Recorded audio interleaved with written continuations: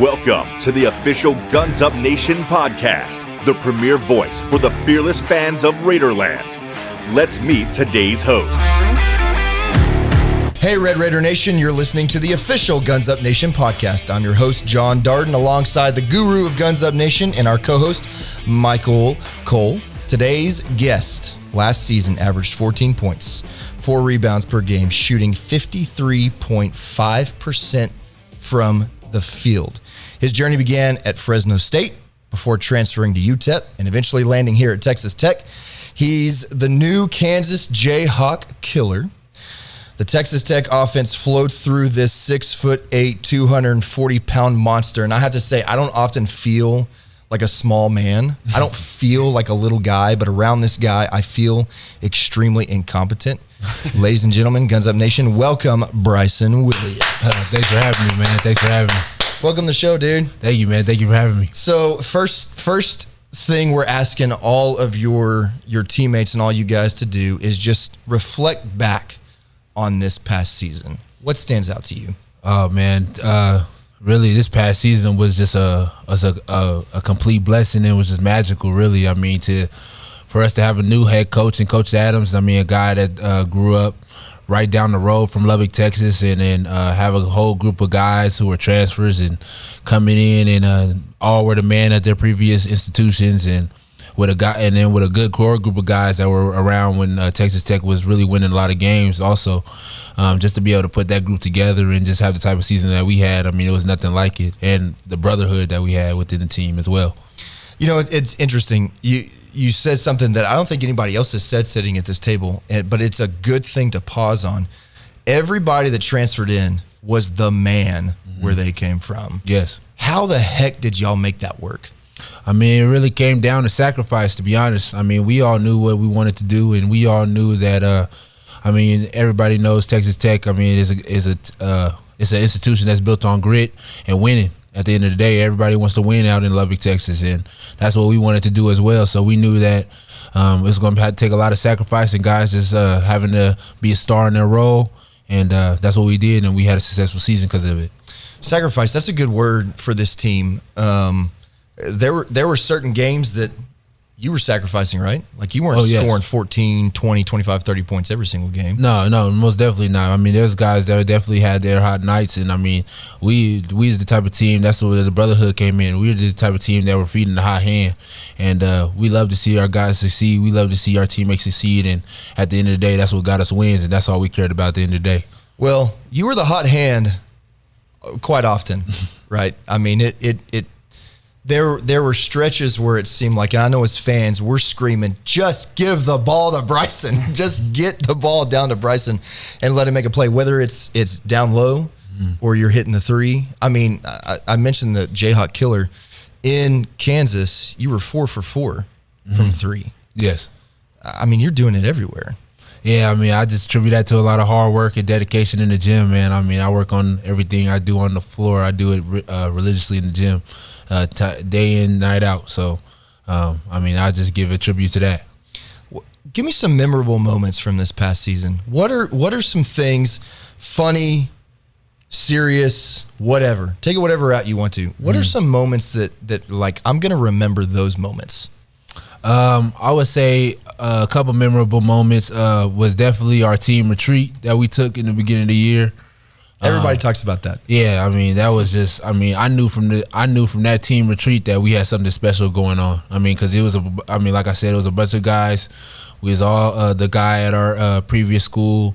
And, I mean, it was a bunch of older guys. It had a few younger guys. We had managers, everything. But just for us to be able to be in a place where we had no cell phone, nobody could talk to nobody outside of this hole that we in, you know what I'm saying? It was just, and for us to have the time of our lives like how we did, man, I just knew that we had something special, and I couldn't wait to go to war with these guys, you know what I'm saying? So, was that an instant chemistry kind of thing, or? No, you don't ever have chemistry that always starts up instantly. Yeah. I mean, if you do, I mean, it's probably some type of adversity that you're going to face that you might not be able to handle when it's stuff like that happens instantly. I mean, we definitely had our pulls and tugs for sure, but I mean, through those adversities that we had, I mean, we just grew stronger together as brothers, you know what I'm saying? And that's what that's what led us to doing what we did on the court together for sure.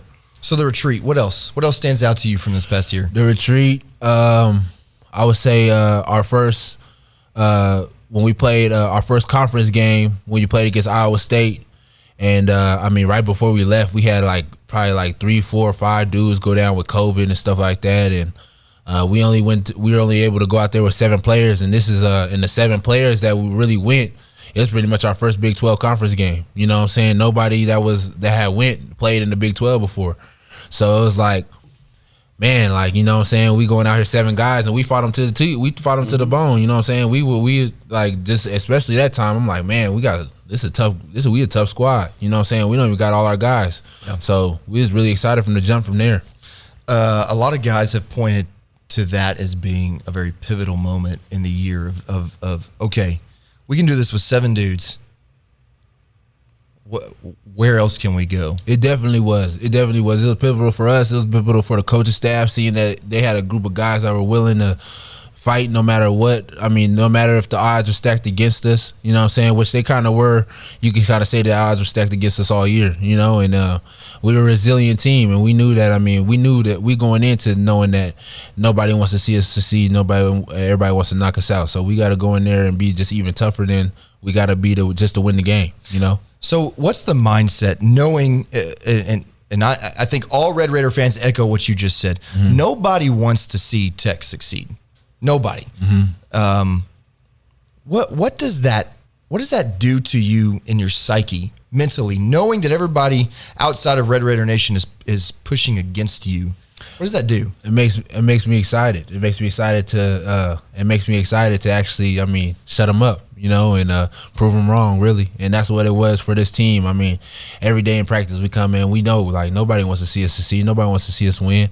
And nobody wants to see us in the top 25. Nobody wants to see us in the national tournament, you know, and we knew that. And that's the type of attitude and type of, you know, persona that we carried every day in practice. So we knowing we come on this court and we gonna fight hard every day against each other, just so we can fight that much harder against every opponent that we face on the court. So it definitely was a big thing for us. What was your favorite game this past season? My favorite game this past season, I'd probably say the game against Duke. Okay, tell me more. Why? For one, it was just so much history behind it. Coach K, this is his last season. This being his last season, he was about to retire. We're in the Sweet 16. The emotions are high. We're playing in a big crowd. I'm from California, so my whole family's there watching the game and things like that. And that was just a time we knew as a team we got to fight or we all gonna go home. This is over, you know. And just seeing that emotion in that face, and just really just before the game, just looking at everybody and just seeing how ready we were, you know what I'm saying, just that we know we smell blood and we about to go attack it, you know. And we came up short, but we gave Duke all we had, you know what I'm saying, and we came out and we was coming to play because we want to play all the way to the end. We was a group of brothers and we had a circle, and we knew that we didn't want that circle to end. So I would say that's probably my favorite game, just because of the fact that even though it did end on that game, just feeling the commodity and the love that we have for each other, and just knowing that we love each other so much we're willing to die for each other on that court. Yeah, I will go to my grave saying forever that Duke had to play a perfect second half in order to beat you guys. Yeah, which they did. And they did. They did. Credit to them, right? But had they not played a perfect game, how far do you think y'all could have gone? I think we could have went all the way. I think it was meant for Kansas to see Texas Tech in the national championship game.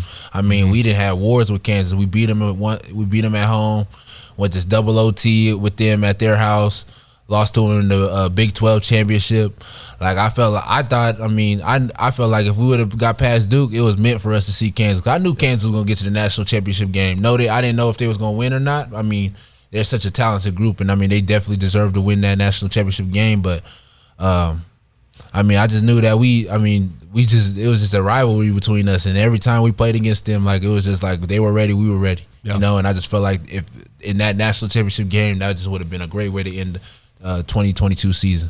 I feel like everybody in Red Raider Nation feels this budding rivalry, growing rivalry with Kansas is because UT, We got them. They're little brother now in basketball. UT is going to be very talented this next year. I mean, they got a really good recruiting class coming in, and I mean, I got a lot of respect for Coach Beard. I mean, even though he was here last year and he left, and I mean, he gets a lot of hate and he gets a lot of banter when he comes here. I mean, he's still a great coach, and he has a great coaching staff over there, and they're doing some really good things. So, I definitely want us to beat them twice again this year for sure. But I mean, they're a talented squad, so no doubt. Okay, let's go back in time. Let's go back to when you were contemplating moving on from UTEP. Mm-hmm. First question: why did you decide to move on from UTEP? You talking about that second year? Mm-hmm. Well, I mean, I already did 2 years at UTEP, and the first year I had a really good year, and I was actually planning to go pro after that year, but COVID happened, a bunch of uncertainties and things like that. So decided to come back another year, and then that COVID year was just so tough. It was depleted games and things like that, and I still had a pretty good year, but I just knew it was like I didn't already felt like I did enough at that level of basketball, and I felt like I needed to put myself on a higher stage and on a higher level of basketball, and I felt like the Big 12, I mean, that's the best conference in the country. Like, you can't run. Why would you run from that? That's like, it's amazing. So who all were you interested in? Who were you talking to that you can tell us about? I mean, I was really talking. Of course, I was getting recruited by Texas, and I was talking to University of Washington, because I'm good friends with Quincy Pondexter. I mean, him from being from Fresno, and he's a legend and all that. And then Arkansas, Coach Muss. I have a lot of respect for Coach Muss. I mean, I played against him when I was at Fresno State. He was at Nevada. And I just remember all the championships they were winning, and all the winning that they did, and all the deep runs they made in the tournament. So a lot of respect to him. So those were really the main schools I was really looking at, for sure. So that's a good list. Yeah, that's some good schools. Mm-hmm. What made you choose Texas Tech ultimately? Well, ultimately, what made me choose Texas Tech was Coach Adams, really. I mean, Coach Adams, he's known as the defensive guru, and he's a legendary coach. And I knew for me to be successful in the next level, I knew I needed to be a better defender. I mean, I scored at all levels of college basketball that I've been in, and I knew I needed to be a better defender, and that's I want to take that challenge upon myself. And I mean, Coach Adams is the best in the business at it, so that's why I chose Texas Tech. What were some other factors, because this is something that other people ask us a lot, like what other drawing factors are there that make Texas Tech appealing to somebody like you that was being recruited by UT and recruited by Arkansas? What other things? And obviously Coach Adams is a big draw. Mm-hmm. I mean, clearly the man can recruit. Yeah. And he can develop relationships and build rapport with people and connect with people. Mm. What other things drew you to Tech? The fan base. I mean, the fan base here. I mean, I feel like Texas Tech, I've been preaching this all year, the whole year we've been playing. I mean, I feel like Texas Tech has the best fans in the country, the best fan base in the country, the most active on social media, and they give the most support and show the most love, and also what this community and what Texas Tech is built off of: grit, toughness, having a blue collar mentality, and just coming to bring it and work every day. And then when it's time to show up in those big games and those big moments, you show up and you show out in a big way, and just tallying wins throughout the whole time. So really, I mean, I feel like that's another drawing factor of Texas Tech. I mean, you hear Lubbock, Texas, you think about sandstorms and wind and big old pickup trucks and all that, you know what I'm saying? Like, you think of Lubbock like that, but I mean, when you really get here, it's a great community with great people, I mean, it's all about winning here. Mm-hmm. Facilities, was that part of your decision to want to come here? Womble? I mean, the facilities, don't get me wrong, the facility is unbelievable. Mm-hmm. I mean, the Womble is an unbelievable basketball facility. I didn't put a lot of work in there, and it's a great place. I mean, I just spent a lot of nights in there, to be honest. Like, it's just that comfortable. Mm-hmm. So I mean, the Womble is just an unbelievable place. But yeah, most definitely. I mean, the facilities here are top notch. They're top tier. So I mean, definitely. I'm just curious to know, like, obviously, people go to different places for a variety of different reasons, right? Like sometimes the fit's better here, or you connect with this coach or whatever. And people always ask me at least, like, hey, when you talk to these guys, find out why. Like, what are the main reasons why they chose to come to this place? So I appreciate you opening up about some of those things.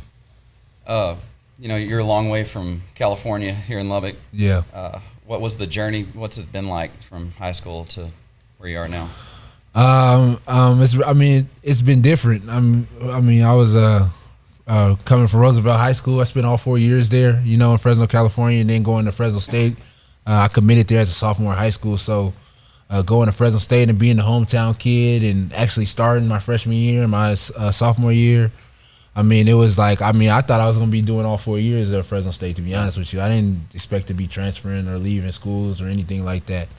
So then, my coach leaving and going to UTEP, Coach Terry, that's a guy I had a bunch of trust in, and I was committed to him since my sophomore year of high school. Yeah. So him going to UTEP and me following him, it just really matured me as a man. Like, I'm just having to go from being a hometown kid in college to having to go off all the way to El Paso, Texas on my own, and having to figure out a way to still become a better player, become a better man, still be a good student, and just going through those years. Especially the first year, I was sitting out. I was saying I couldn't even play basketball. I couldn't even play games. I was just working out, and so just having to take that year, just know like, all right, this is gonna be a year I'm not playing, but I know I want to come out of this year a whole different player, and show what I've been working on. And I was able to successfully do that. And then with COVID going on, I'm out in El Paso by myself. Really not, with no family or anything like that. And I'm just going through quarantine and things and no basketball either. And then basketball come back, it's no fans. It's like a whole different atmosphere of basketball that you have to get adjusted to and adapt to. And then getting through that and then coming to Texas Tech, I feel like coming to Texas Tech was just really just like a breath of fresh air, honestly. Because, Lubbock, being in Lubbock, Texas, like, and coming to a city that you really don't expect much, but you get the whole world, and it's like a diamond in the rough, really. And being with such a group of guys and being with brothers, these guys, the guys that I played with last year, we talk on the phone daily. Like, I talk to these guys every day. Like, they're definitely going to be brothers of mine for life, And Lubbock, Lubbock is like, it's like another home I got, like I'm happy to be back here, right now, so cool. That's really, just the journey. It was a beautiful journey, and that's what it was. Do you feel, and we ask most of the guys that sit in your seat this question, do you understand the amount of love that this city has for you? Like, do you really get how loved you are? I do get a feel for it, but it's like I don't even understand if this city understands the love I have for it, and how much love I have for the fans here in Texas Tech and as a whole for the university. Texas Tech really, I could say, changed my life, so definitely, I would definitely say that. Well, you guys you're the professional athletes here, right? Like, it's not Dallas. You're not in Austin where you're competing with 25 different things.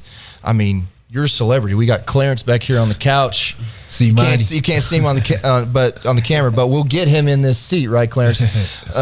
You guys are celebrities around here, and Lubbock, and we'll talk about this in just a minute. Lubbock latches onto you all, and when you graduate and move on or transfer out, like, it hurts to see you go. And I just wonder, like, are you able in the moment to really recognize how much love you are surrounded by in this place? Oh, I'm definitely. I felt that throughout the whole season. The fans just showing up every time, like every game. It don't matter what time it is. We could probably play at 3:00 in the morning. They all gonna be there. We'll be there. They gonna sleep outside and just walk right in at 2:50. So definitely. The love here is just unbelievable, and that love is reciprocated tenfold. So it's good. What is it about playing Kansas that brings out the best in you? Kansas is just.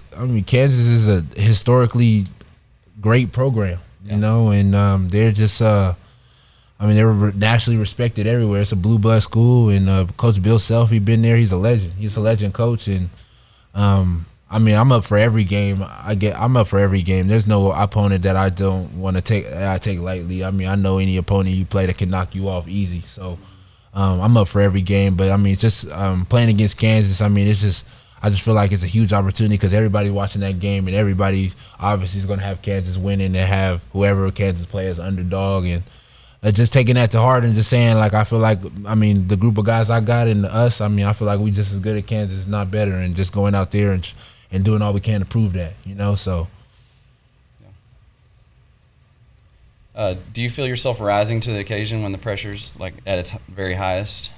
Or I think kind of just answer that question, like you're going to show up, give it your all every single time. Every single time I'm going to show up and do my job. Yeah. That's how I look at it. I mean, I don't ever look at it like as this situation, this is a big situation we got to show out, or this is a small situation, like whatever about it. Like every situation, big or small, I'm going to come at it like with full on urgency and looking to execute in a high fashion manner for sure. Man, you definitely seemed, though, that the bigger the stage, the bigger the moment, the bigger Bryson. Now, clearly, I completely agree with you. You're on the court, you're going 100%. Mm-hmm. But to me, this is where the elite people step up and show that they're elite versus, like, I'm really talented, very talented, extremely talented, but the big moment, I shrink back a little bit versus I'm extremely talented in the big moment. I'm coming for the moment. Right. Is that going through your head at all in those times? Nah, because that's what working in the dark do. You work in the dark to shine in the light, So, I mean, that's when I'm working out and things like that. That's what I'm thinking about is executing this exact thing I'm working on when it's time to really show it, and that's what the work is about. I mean, it's not about just being a good player or being talented or being able to boast about what you can do. It's about going out there and winning games and being a winner. That's what it's about, and that's what I'm really thinking about every time I step on that floor. Is I put the work in. I've done this millions of times by myself. It don't matter if millions of people are watching this. It's the same thing, Just go out there and execute what you've been doing. Yeah. NBA teams, I hope you're taking notice of this and listening to this. Watch the film. I mean, there's no plays taken off by you. There's no plays taken off by you.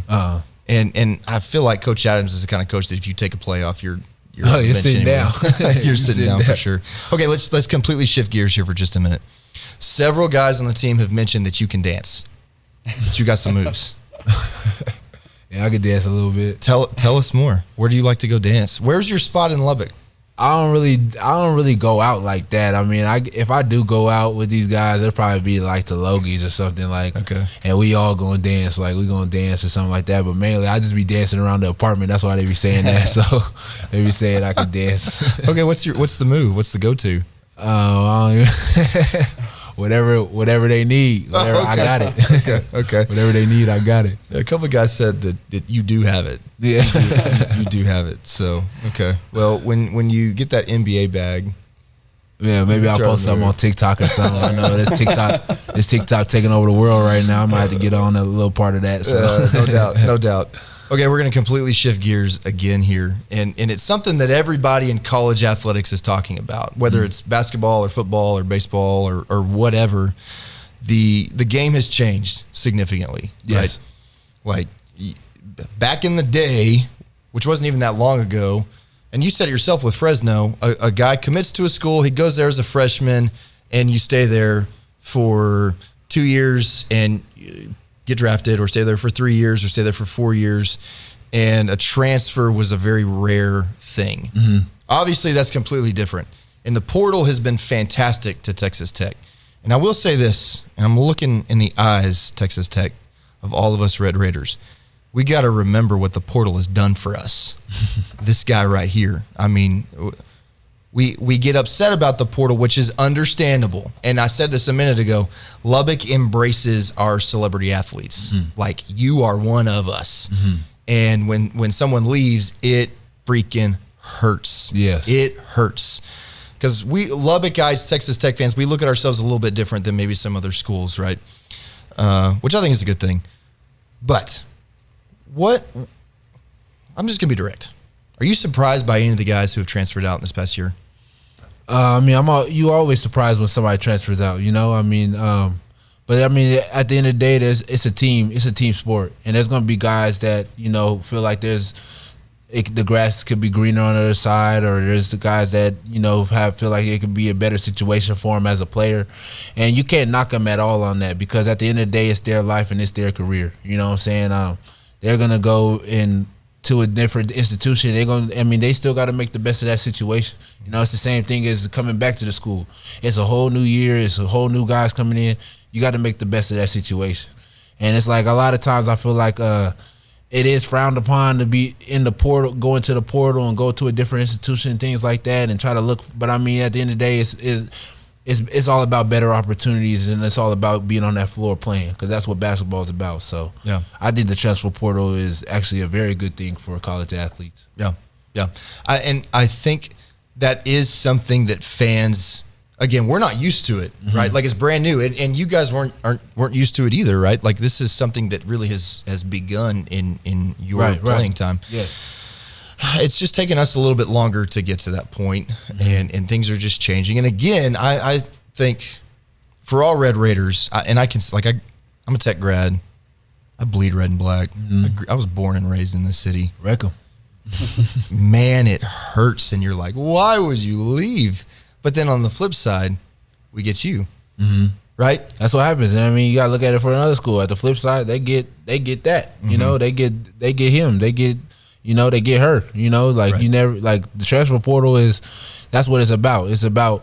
It's not about really for the schools. It's really about for the players. Yep. You know, it's about for the athletes. You know, like putting them in a situation for them to be the most successful athlete they can be, and that's what the transfer portal is about. Yeah. We're going to ask you to be an analyst here for just a minute. Like put on your ESPN Sports Center behind the desk cap on here. The 2022-23 team, which is going to look very different, right? Very, very different. What do you think? What are your thoughts on those guys? I think Coach Adams. Coach Adams is you guys don't understand how fantastic of a Coach Adams is, and I think with any group of guys that he gonna find a way to make it work.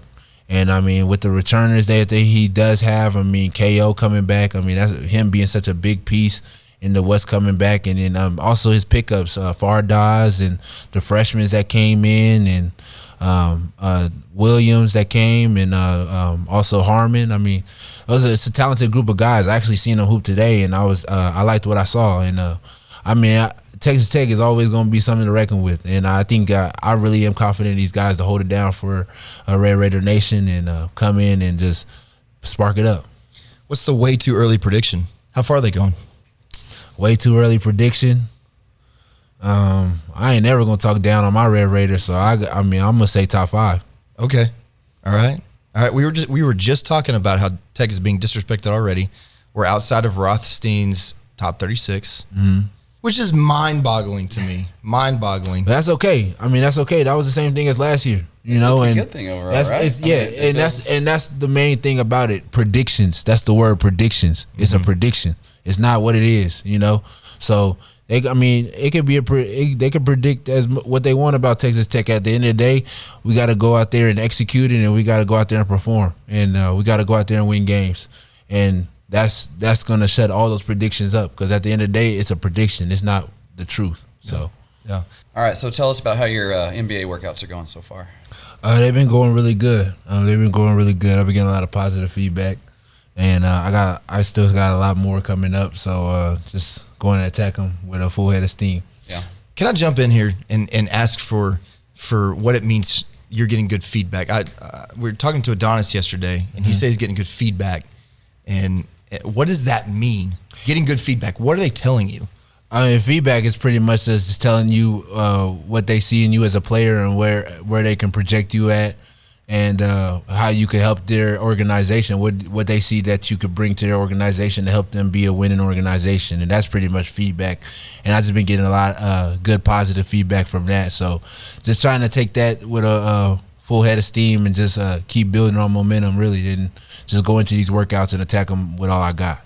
Sorry, Mike. I didn't mean to cut you off there. No, That was just I was pressing Adonis like, what are they telling you? And he will not tell me what they are saying to him. So, all right. So you kind of dominated the G League elite camp. What was that like? What was that experience? That experience was, I mean, it's a blessing really just to be able. I mean, not everybody gets to get invited to the G League elite camp or the NBA combine, and for me getting the opportunity to perform in both of those, I mean, it was just second to none. It was an unbelievable experience, and it was just a blessing. Yeah. Blessing overall. What was the feedback for you from the combine? What were they telling you? Really, I mean, just being really just all the things that Tech helped me with. You know, being a better defender. I mean, because I know in the NBA, I want to be a guy that could guard 1 through 5. Mm-hmm. And a guy that, I mean, you throw me on anybody and I'm able to, handle it, So, I mean, the scoring will come. I mean, being in this situation and just continue to work hard, to work the way I do. I mean, that's going to get better over time. But, I mean, just going in there and just being tough and just going there and just getting the job done. So they're telling you to be tougher? No, I mean, they just telling me just go out there and guard. Okay. So I want to press a little bit for more information if I can. So they're are they encouraging you to be? It's really nothing they telling me exactly what to do. That's not how it works. Yeah, no. Okay. The NBA don't there's nothing they're telling you you do exactly this. Because at the end of the day, basketball is an art.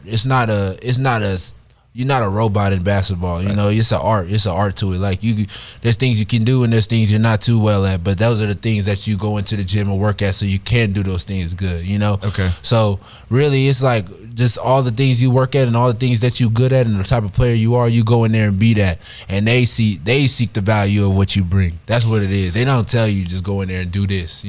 I think that's really good for Red Raider Nation to hear, because most of us don't understand how this process works. Yeah. So they're not watching you and then after the game saying, okay, watching film, like, okay, hey, if you'd move your feet like this or whatever, you could guard the point guard better. Or they're not doing that. No, they're just saying, here's how you can fit in with us. That comes when you actually get in there. That comes when you actually in there. That's more evaluation. That's more. That's more just coach player. You know what I'm saying? Coach player. Like right now, I'm not on no team right now. I'm trying to make a team. So that's more just coach player.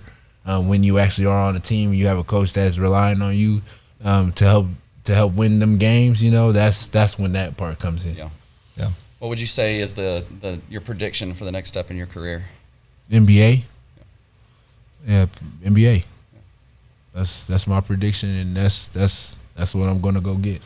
I think all of us here in Red Raider Nation are sitting back and watching you this year and seeing what you did in the elite camp and going, wow, this is the guy. This is that guy.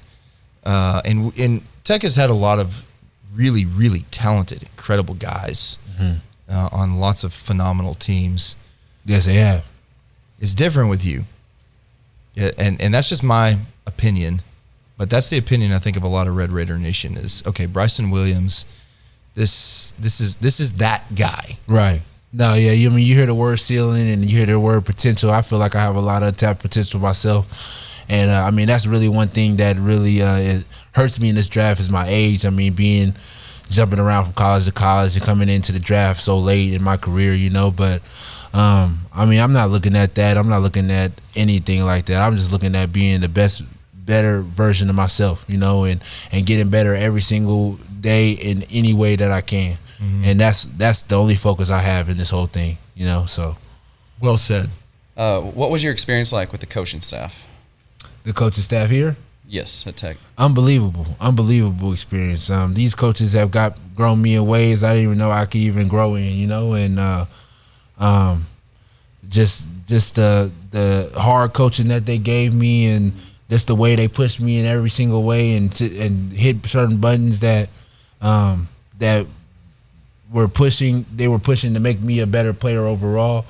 And just the family behind it. These guys, he was like these guys were like father figures to us, as a team. They were always somebody I could go up to their office and just talk to about their day, talk to about my day, and they were always available for us. And I mean, this coaching staff was an unbelievable coaching staff, and I mean, these are guys that I'm going to talk to throughout my whole career, throughout after my career, for the rest of my life. Like these guys are family now. So yeah. What about Coach Adams? What stood out most about playing for him? What stood out most about playing for Coach Adams?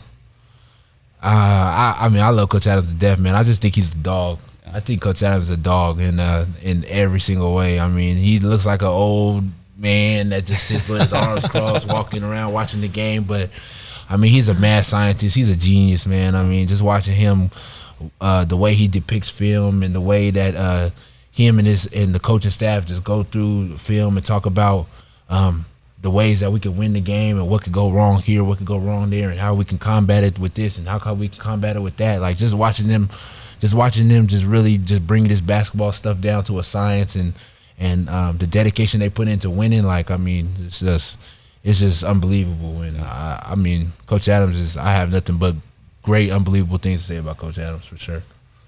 Okay, so we got some rapid questions here, and these are kind of random, and we want the truth.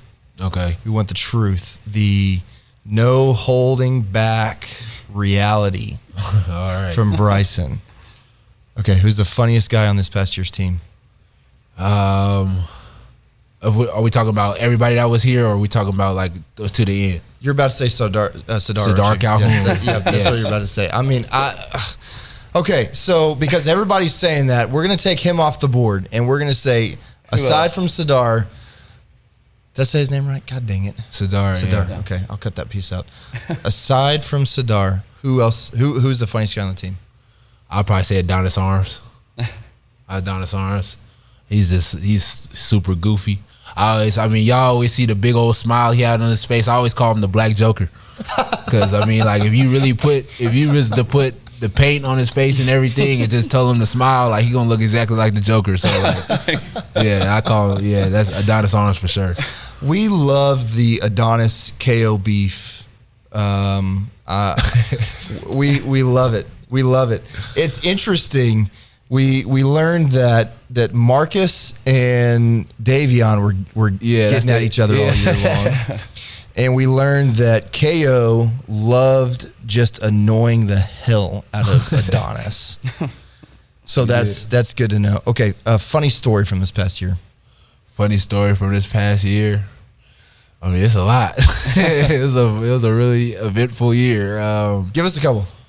I'm about to skip this question. This is stuff I don't know if I could. Say it, and then if you think about it, we'll take it out.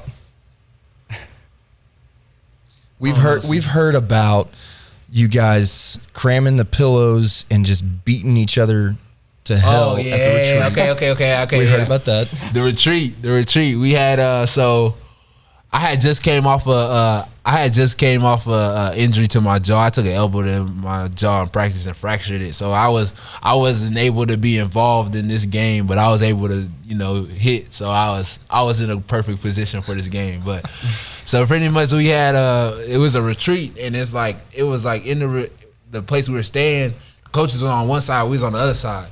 And it was like a whole like row of bunk beds like going down the thing, and it was pretty much like, so we had what we had a bottle, or was it dice? We heard dice. It was a bottle. Yeah, okay, yeah, it was both. Okay, so it was a bottle. So we had all the managers and then a couple of the players that wanted to play, but like if you were like, we try to do all the guys that weren't super big, like all the guys that are kind of little.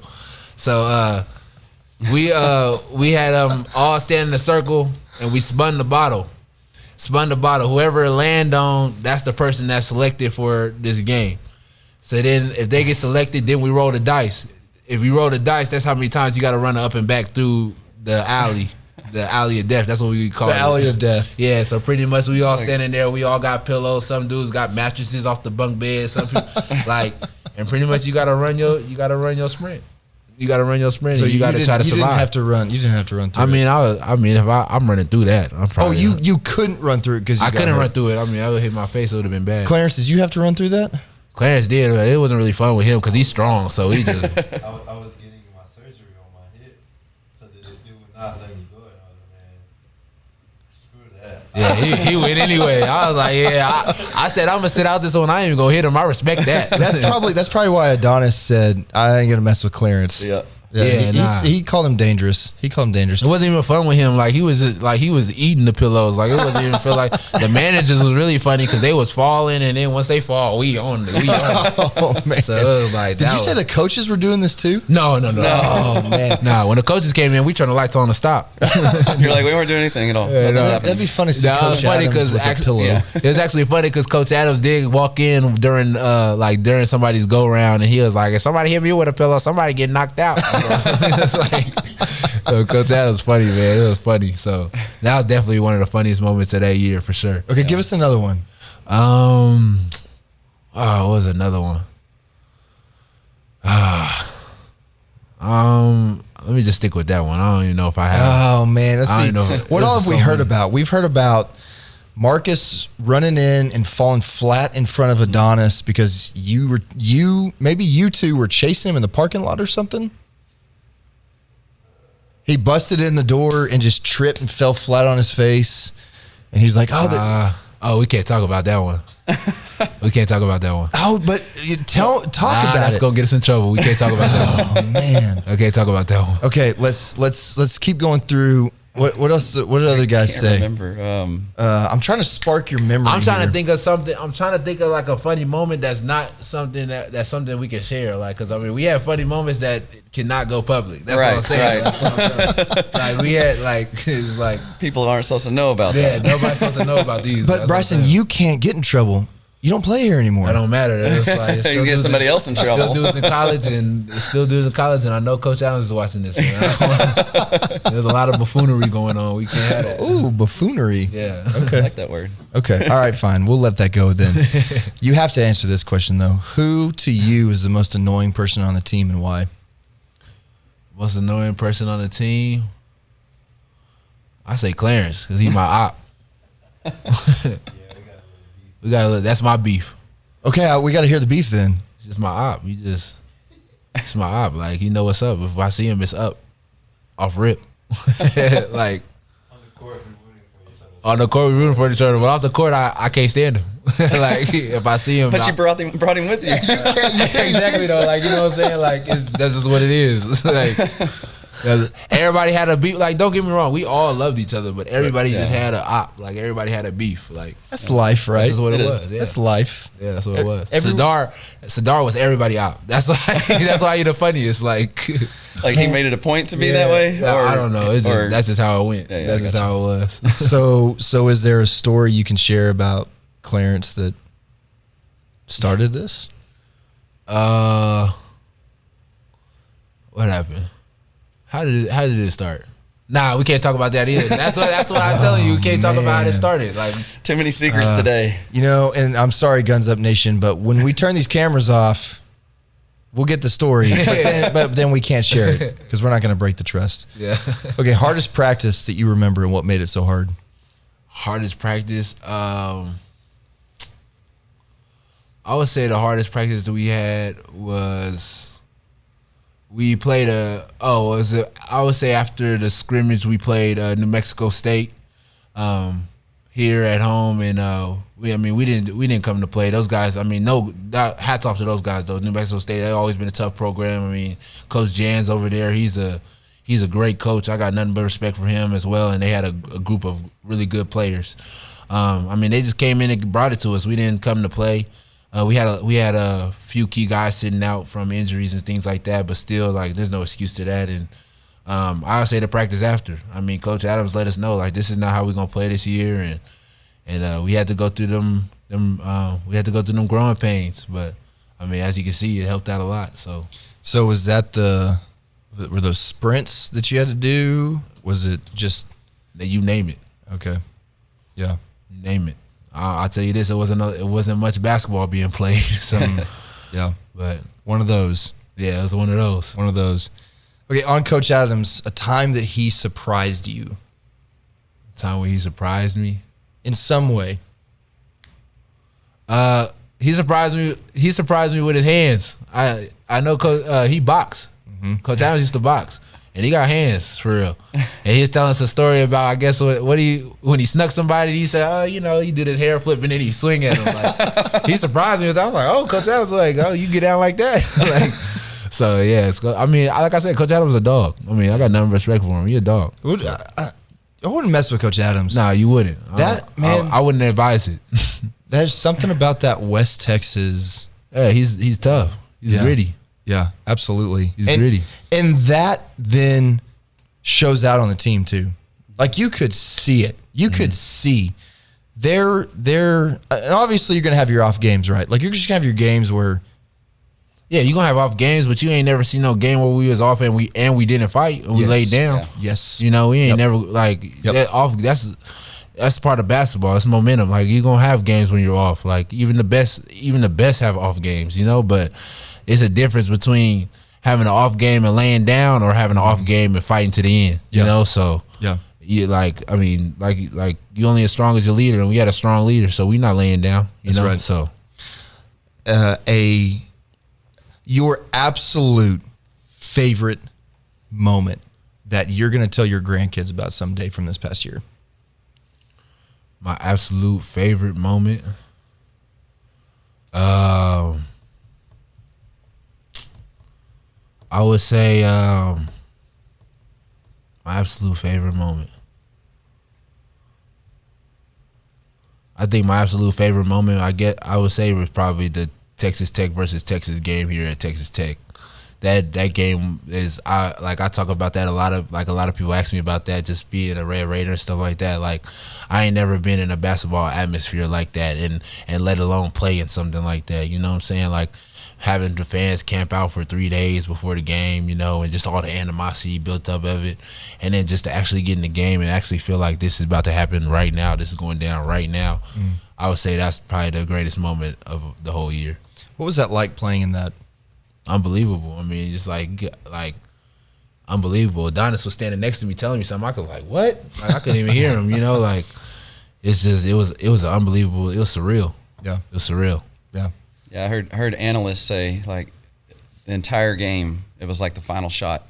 Every time a shot was made. Yeah. It was like that loud. It was that loud. Every basket y'all made. Every basket. And it was just, it was just an unbelievable atmosphere for sure. A hard moment for you this past year that forced you to grow and get better, whether that be on the court or personally or whatever?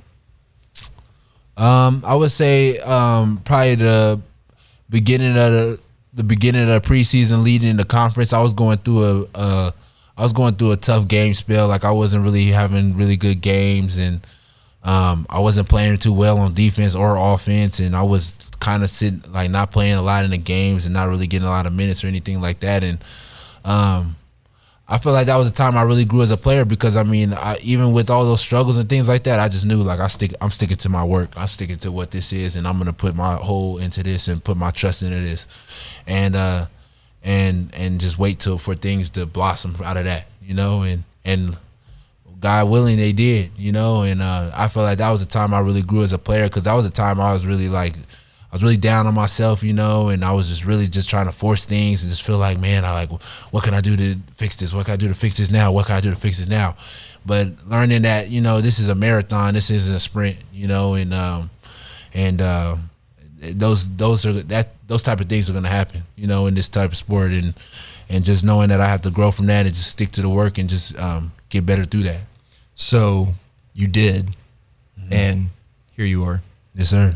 As I think will go down as one of the most beloved Red Raiders that has come across this campus. We asked our Guns Up Nation Twitter followers a couple hours ago, what do you all want us to ask Bryson? And so we've got some questions from some of our followers on Twitter. Mike's got the first one. Let's see. This one comes from Red Raider Dad. Is Lubbock the best college town? Yes. Why? Lubbock is insane. Lubbock is insane. Like, okay, let me ask you this: how many other college towns have you been to, like outside of just going to the games and stuff? I've been to. I mean, like, what do you mean? Like, go there and just visited or seen the atmosphere from a non-biased. I just ain't seen no atmosphere like this. Yeah. Okay. I ain't seen no atmosphere like this. I ain't felt no atmosphere like this. Like, I've been to. I played at a lot of schools. I didn't seen a lot of college towns. And don't get me wrong, there's some really live college towns. I'm not discrediting nothing they doing. I'm just saying that this is different. This is special. So, yeah, we the best. His other question is, do you feel the support from Red Raider Nation? Yes, I definitely do. I mean, we kind of went over that already, but yeah, like there's times I'm in there's sometimes I'm on the East Coast and I see somebody with a Texas Tech jacket on. They be like, "Hey, you're Bryson Williams." Like, "Oh, we watched you all year," you know, and stuff like that. So, I mean, the following of Texas Tech is crazy, and I mean, people love the people that are alumni of Texas Tech love Texas Tech, and I mean, all of West Texas love Texas Tech. So definitely, I feel the fan base support for sure. Man, if you ever get a Twitter beef with somebody, you know Red Raider Nation is coming hard. I don't do the Twitter beef and all that. Like, I honestly feel like we take social media way too seriously nowadays, to be honest, and I'm not into all that. Like, I'm just into playing basketball. That's it. Oh man, I'm posting that on my Instagram. Ironic. Okay, Bryce 2 says, and I'm going to assume this first part. If the NBA route door shuts, any chance you'll go to Europe and play overseas? I mean, I would do that if I had to, but that's not my goal at all, and that's not what I've done all this work and hard work for. I mean, if I was gonna do that, I could have been did that, you know. So if that was my very, very last option, yeah, I would do that for sure. I want to continue playing basketball. That's the end goal, you know, is to be a better player and continue to play this game for as long as I can. But that's not my goal. NBA is my goal. So yeah. Well, that's where you're headed. We all know that. Yep. Quinn Haggard asks, your favorite pair of Under Armour shoes you wore this season and your favorite uniform option. My favorite pair of Under Armour shoes, I would say, is the Spawn Anatomic 2s. The ones that, them bright red ones I be wearing. Mm-hmm. Those ones super comfortable and they're really light. I like those. And I also like them, I don't even know the name of them though, but they're the high top ones. I kind of wore them later in the year, the gray ones. I like those. And then my favorite uniform is the one that says Texas Tech, and it got the red accent on the one side, and then on the other side it just got the T. I think it's a throwback one. Yeah, that's my favorite. That's my favorite as well. Yeah, the throwback one is always. Yeah, that one's hard. That one's tough. It's a solid uniform. Okay, tortilla thrower. I like them already. Which Big 12 team was your favorite to play against? Which Big 12 team was my favorite to play against? Kansas. Yeah. Kansas. Because I mean they were number one all year, you know what I'm saying? That's the top team. I mean, so playing against the top team, I mean, that was always you always knew you was gonna be in for a fight, you know what I'm saying? And so I would say Kansas for sure. What did Coach Self say to you after the 2 games this year? Well, 3. He was like, I don't know what it is about blue and white, but you always killing us. That's what he was telling me and stuff like that. But I mean, just having the honor to even be in the same conversation with Bill Self. You know, like, I mean, 'cause you guys don't understand, Bill Self is a unbelievable coach. I mean, he didn't coach many pros and then coached in many NCAA tournaments, and I mean, he's really an idol. He's one of my idols for real, to be honest. Because I mean, he's a great. So yeah, I think Texas Tech has a ton of respect for the Kansas basketball program. Yeah, we definitely do. We got. I mean, honestly, you got to respect the whole Big 12 conference, really, because I mean, there ain't no drop off really in this conference. That's one thing we were talking about as a team all year. It's like, man, it doesn't matter if you're bottom of the conference. You're still a really good team. And every team in the Big 12 play defense at an elite rate, you know? So, I mean, you got to respect every team in the Big 12, to be honest. Yeah, absolutely. Dr. Jacqueline Pickens asks, favorite non-game related moment in Lubbock? Favorite non-game related moment in Lubbock? If you can share. Right. Honestly, I would just say just being at Capstone with my guys watching, like me and Davion and my house, the whole house that I lived in, I stayed with KJ, Marcus, Adonis, and Davion. We all invested in getting a TV for the living room in our apartment.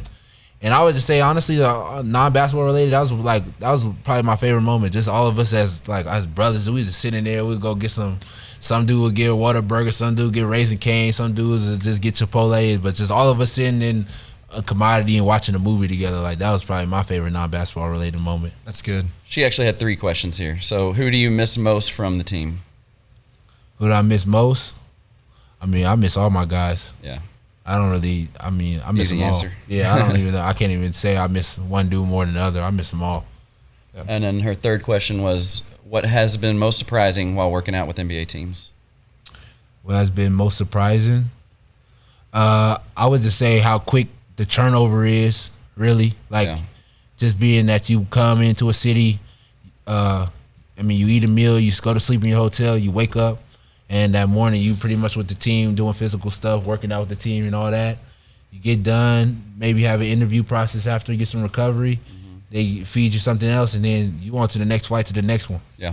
That's probably the biggest surprise that was to me, just how quick things roll. Mm-hmm. You know what I'm saying? But I mean, it's good though. It's really good. I mean, it's that's what the NBA schedule is. You know what I'm saying? You not bang bang. Yeah, you bang you to the next city. You know what I'm saying? So actually, this is really a blessing in disguise because I'm kind of getting used to an NBA schedule before I really have to do it. Yeah, you get a little taste of what it's really like. Exactly. Yeah. So yes.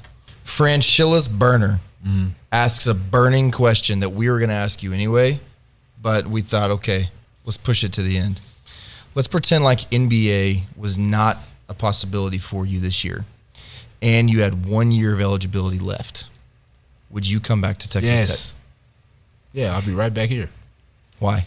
It's Texas Tech. It's just everything about Texas Tech. I don't even know what exactly to point out. I mean, it's Texas Tech. I mean, that is what it is for it. I mean, I got so much love for the school and this community. Like, I would definitely come back to Texas Tech if I had 1 more year to do it. That's gonna blow up on Twitter. Okay, last question, and this is a hashtag that's getting thrown all over the place. In a statement, yes or no? Red Raider for life. Yes. Tell me more.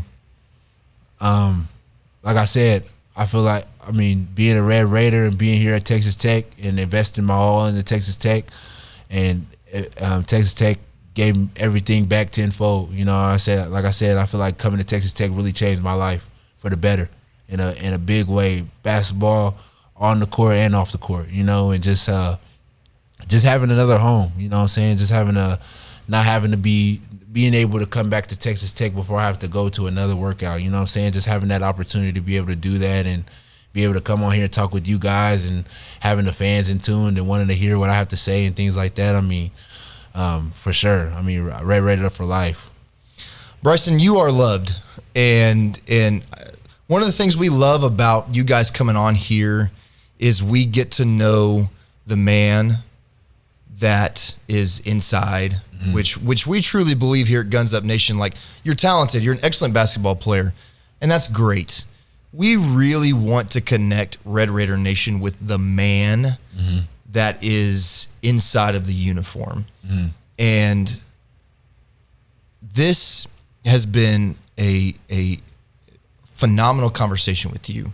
Thank you, man. Appreciate it. I think that Red Raider Nation is really going to be able to get to know on a deeper level who you really are, which just continues to add to the love that Red Raider Nation has for you. And I'm glad that you feel that love. And you said you love us even more than we understand too. And it's going to be such a joy to watch your career moving forward. And as we continue to watch what you do and what's next for you, I do hope you truly know that Lubbock will always embrace you as one of its own. And Texas, like you are us. You are Texas Tech, and you are a Red Raider. And everywhere you go where there's a Red Raider, you are home. And Lubbock will always embrace you and have love for you. And what we love about doing, I'll say it again, is that we get to connect the fan to the man. Yes. And so thank you for being candid. Thank you for opening up with us. Thank you for your time and your words.